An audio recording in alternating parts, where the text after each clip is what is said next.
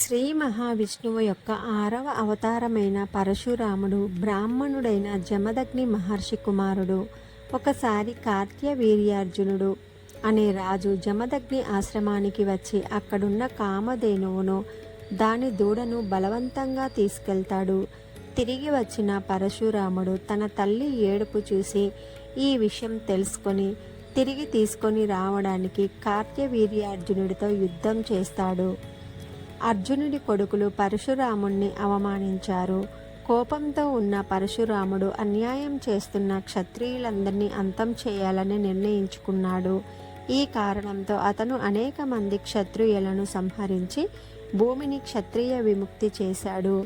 ఈ సంఘటన తర్వాత పరశురాముడి కథలో భీష్ముడు, ద్రోణుడు, కర్ణుడు మొదలైన వారికి గురువుగా కూడా ప్రస్తావించబడింది.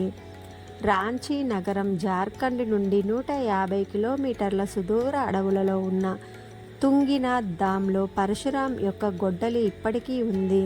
ఇది బహిరంగ ప్రదేశంలో ఉంది. వేలాది సంవత్సరాలుగా తుప్పు పట్టలేదు. ఇది నక్సల్స్ ప్రాంతం. ఇక్కడ సంవత్సరానికి ఒకసారి మాత్రమే మహాశివరాత్రి నాడు జాతర జరుగుతుంది.